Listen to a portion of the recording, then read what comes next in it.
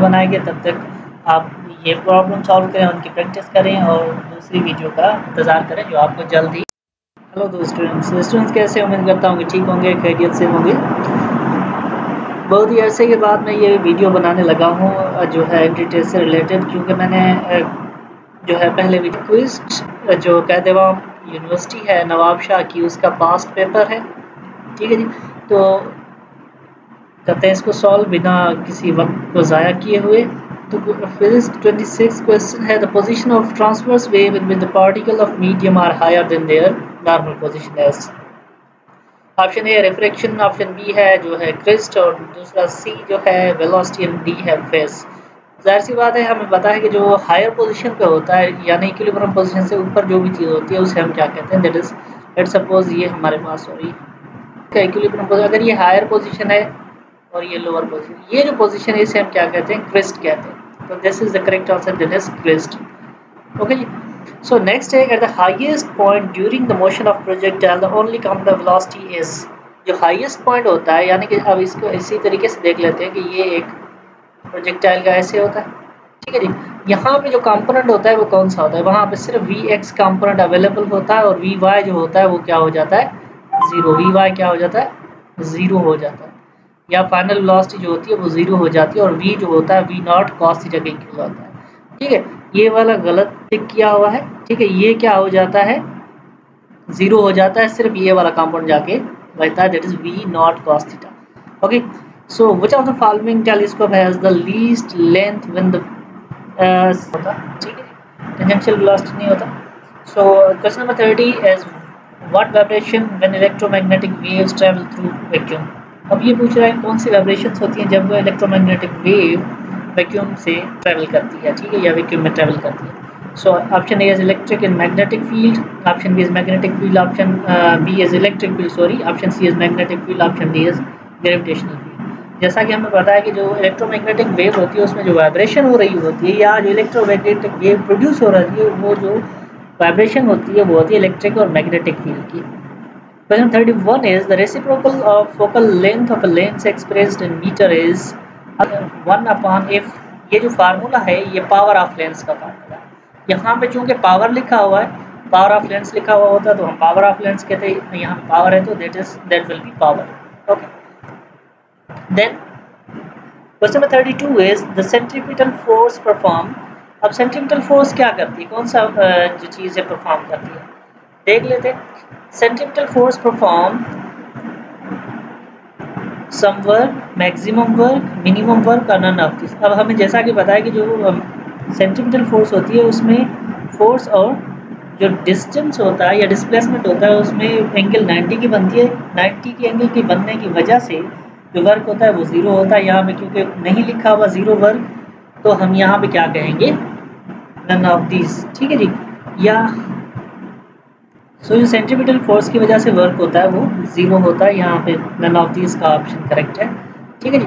Then frequency modulation broadcast transmitter है frequency range. अब जो एफएम होती है, जो एफएम बैंड होता है हमारे रेडियो में, उसकी फ्रीक्वेंसी रेंज कितनी होती है। ऑप्शन ए है 88 megahertz to 100 megahertz, option B है 880 megahertz to 1080 megahertz, option C जो है 88 मेगाहर्ट्ज टू 108 या 108 मेगाहर्ट्ज, ऑप्शन डी जो है वो है 88 मेगाहर्ट्ज टू 108 किलोहर्ट्ज। अब जैसा कि हमें पता है कि जो रेडियो होता है, एफएम बैंड जो होता है रेडियो का, उसमें जो रेंज होती है फ्रीक्वेंसी की वो होती है 88 मेगाहर्ट्ज से 108 megahertz. So the question number 34, the branch of physics which deals with the highly energetic ions is called geophysics, option B is astrophysics, option C is solid state physics and option D is plasma physics. अब जो highly energetic ions होते हैं वो जो field होती है वो belong करती है प्लाज्मा फिजिक्स से। Question number 35 is if Vx या the velocity along the x-axis is 3 and velocity along the y-axis is 4, then v यानी टोटल वेलोसिटी पूछ रहा है, तो ये फार्मूला बनेगा हमारा क्वेश्चन में v is equal to radical, या यहाँ पे मैं लिख देता हूँ vx प्लस vy, इन दोनों का स्क्वायर ले लेंगे हम, ठीक है जी, और इनका क्या आ जाएगा ऊपर रेडिकल आ जाएगा। अब यहाँ पे देखें क्योंकि ये 9 हो जाएगा, ये जो होगा 16 और टोटल हो जाएगा 25 रेडिकल के अंदर, ठीक है, स्क्वायर रूट के अंदर 25, तो 25 को जब हम सॉल्व करेंगे वी विल गेट 5.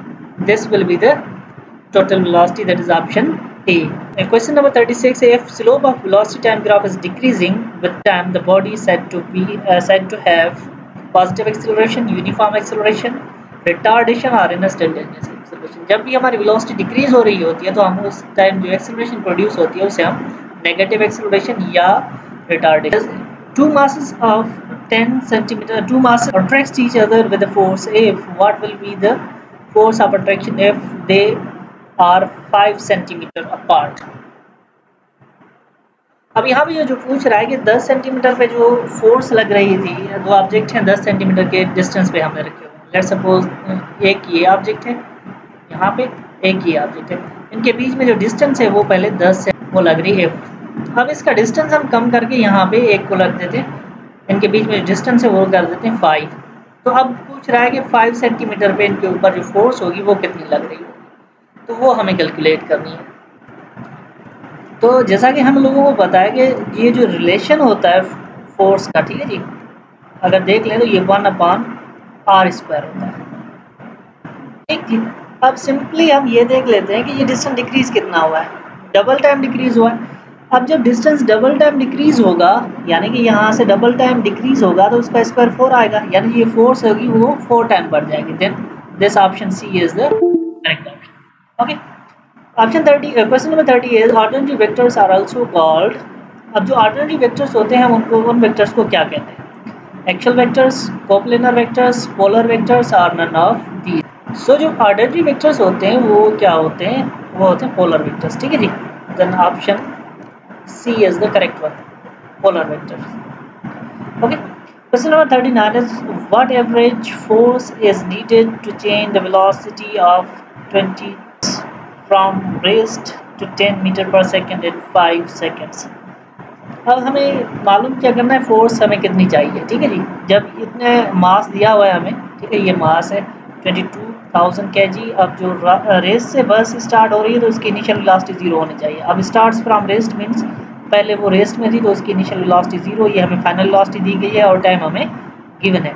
अब हमें करना तो हम यूज़ करेंगे फोर्स वाली इक्वेशन F = ma, और एक्सेलरेशन में पता है कि rate of change of velocity होता है, तो change in velocity vf - vi/t, तो ये एक्सेलरेशन के बराबर आ जाएगी. और 22,000 मल्टीप्लाई 10 - 0 डिवाइडेड बाई 5, जब इसको डिवाइड करेंगे तो यहाँ पे हमारे पास बच जाएगा 2. ठीक है जी. 2 बच जाएगा ब्रैकेट के अंदर, बाकी यहाँ पे मल्टीप्लाई होगा 22,000. अब वो 22,000 आप multiply 1000 not 66, it will be 44,000. that is B option is wrong. Okay, this will be the correct answer. Question number 40. Which of the following two quantities have the same dimensional formula? अब same dimensional formula इन दो quantities में से या दो in pair में से कौन से पेयर का एक जैसा फार्मूला है? तो यहाँ से देख लेते हैं. ऑप्शन ए है impulse in work, option B है work in momentum, option C है force in momentum, option D है मोमेंटम इन इम्पल्स. और यहाँ पे वर्क बी ऑप्शन जो है उसका यूनिट आएगा जूल, जो न्यूटन मीटर के इक्वल आएगा अगेन, और जो मोमेंटम का यूनिट है वो न्यूटन सेकंड के इक्वल आएगा. ठीक है. और फोर्स का जो यूनिट है वो न्यूटन है और जो मोमेंटम का यूनिट है वो न्यूटन सेकंड है. ठीक है जी. इसी तरीके से मोमेंटम का यूनिट न्यूटन सेकंड है और इम्पल्स का यूनिट भी न्यूटन सेकंड है. तो इनकी डायमेंशन निकालेंगे तो दोनों की डायमेंशन सेम आएगी. Then the correct answer is D, that is momentum and impulse. Okay जी. इसके अलावा बाकी जो क्वेश्चन रह गए हैं इस क्वेश्चन के, जो 10 MCQs हैं वो 10 MCQs हम नेक्स्ट वीडियो में बनाएंगे. तब तक आप ये प्रॉब्लम सॉल्व करें, उनकी प्रैक्टिस करें और दूसरी वीडियो का इंतज़ार करें जो आपको जल्द ही मिल जाएगी. So thank you for watching AQ online education.